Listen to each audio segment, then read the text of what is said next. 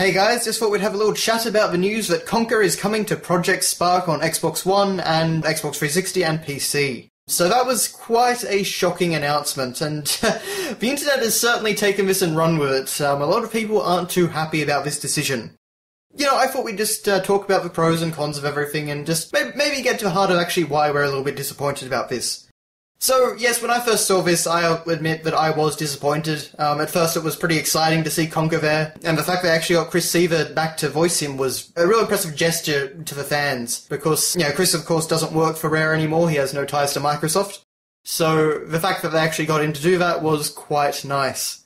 Although I will admit that I didn't actually recognise it was him at first. I thought they must have gotten someone else to do it at first, and he did sound a little bit off, I've got to admit, but, I guess we'll have to see how it goes with the actual game, depending on what form that would take, but we'll get to that in a moment.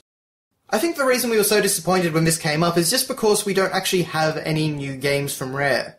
You know, everyone was hoping that, you know, now that Kinect Sports wasn't going so well, and, you know, Microsoft was obviously distancing themselves a bit from the Kinect, maybe that we'd actually get to see a sneak peek at, you know, they were working on a new Banjo or a new Conker or something like that. And I think if they had announced that no one would mind at all that Conker is in Project Spark.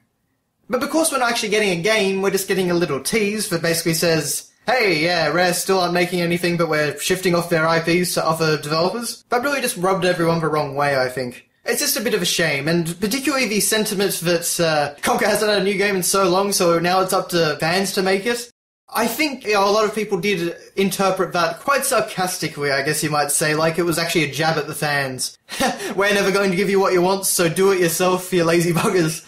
That sort of thing, basically. And I don't think that's what they were going for at all, honestly. I think it was just a playful thing where, you know, now that we're giving you these tools, you can actually create what you've always wanted. So I think it was meant to be more of an empowering thing than a jab at the fans, if you know what I mean. But let's talk about what this could mean for Conker in Project Spark. What type of stuff can we actually expect? So Project Spark is basically a tool and a game. So basically people can create their own worlds, their own game styles and levels and things like that in Project Spark. And it's basically kind of like Little Big Planet, except definitely, I think, much more grand in terms of what you can do. Don't quote me on that, but that's kind of the impression I get from it.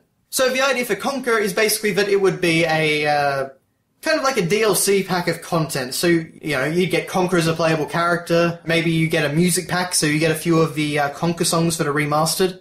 I think actually the composer for Conker, Robin Beanland, might actually still be at Rare. So we could actually hear some proper remixes by him, which would be pretty nice. But beyond that, it would basically just feature things like terrain and stuff like that. Maybe some enemies. For example, I could see the Great Mighty Pooh or something like that.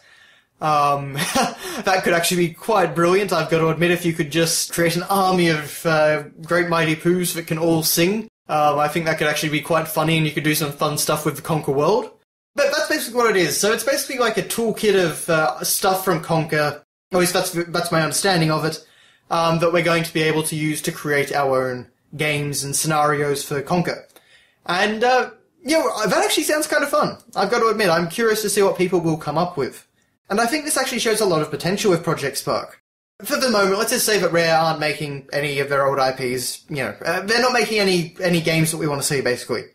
But, you know, we want to see all these different characters back, we want to see Banjo and Kazooie, we want to see, Jet Force Gemini, Battletoads, Perfect Dark characters like Joanna, you know, all those different characters, you know, maybe even things like, you know, skill stuff like Mr. Pants and Saberman, you know, out there stuff like that. All these great, Rare history.